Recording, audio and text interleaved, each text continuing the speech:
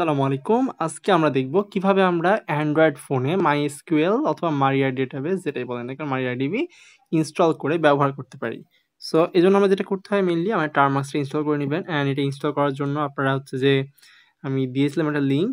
আপনারা যেটা করবেন আপনার গুগলে যাবেন অ্যান্ড গুগলে গিয়ে সার্চ দিবেন হচ্ছে যে টার্মাক্স ডাউনলোড। এরপরে এখানে F-Droid যেটা আসবে সেখান থেকে ডাউনলোড করবেন। আমি আবার বলছি এখান থেকে ডাউনলোড করবেন, অন্য জায়গা থেকে না। নিচে নামবেন, নামার পরে দেখুন এখানে ডাউনলোড এপিকে আছে, এখানে ক্লিক করে ইনস্টল করে নেবেন ডাউনলোড করে। তারপর ওপেন করবেন, ওপেন করার পরে পিকেজি আপডেট দিবেন। আমরা অলরেডি করেছি যার কারণে দিচ্ছি না। এরপরে পিকেজি আপগ্রেড দিবেন, আমি অলরেডি করেছি জন্য করছি না। এরপরে পিকেজি ইনস্টল দিবেন MariaDB, আমি অলরেডি করছি জন্য করছি না। সো এগুলো করবেন।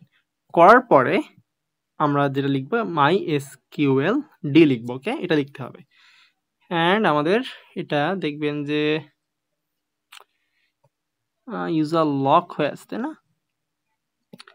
লক দেখাচ্ছে। সো আমার সমস্যা না, আমরা একটা কাজ করতে পারি, এটা আপনার ইস্যু করতে পারে। সো আমরা একটু জাস্ট ফোর্স স্টপ করলাম অ্যান্ড আমরা যেটা করব ক্লিয়ার ক্যাশ মেরে দিলাম। এবার আমরা একবার ট্রাই করব, let's see.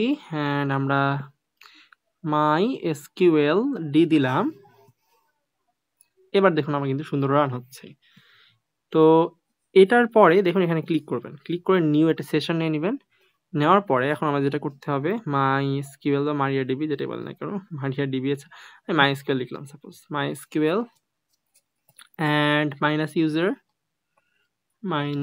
User and root, তারপর লিখবো হচ্ছে -h 127.0.0.1 অ্যান্ড এরপরে হচ্ছে যে পোর্ট উল্লেখ করতে হবে 3306 অ্যান্ড পাসওয়ার্ড লাগবে না, তাও ধরেন যে -p দিলাম। পাসওয়ার্ড আছে এখানে, আপনি জাস্ট ব্ল্যাঙ্ক কিছু দিতে হবে না, এটা চাপ দেবেন। সো আমরা MariaDB-তে প্রবেশ করেছি। আমি যদি এই শো ডেটাবেজেস অ্যান্ড দেখুন আমরা কিন্তু কোনো ডেটাবেস যেগুলো অলরেডি আছে সেটা দেখাচ্ছে। তার মানে হচ্ছে আলটিমেটলি আমাদের কি হচ্ছে, আমরা কিন্তু ইনস্টল করে ফেলেছি, দ্যাটস ইট। অ্যান্ড এরপর থেকে হচ্ছে আমাদের কোর্সের যেগুলো করাচ্ছি আমরা সেটাই আপনারা করতে পারবেন। সো দেখা হচ্ছে ইনশাআল্লাহ।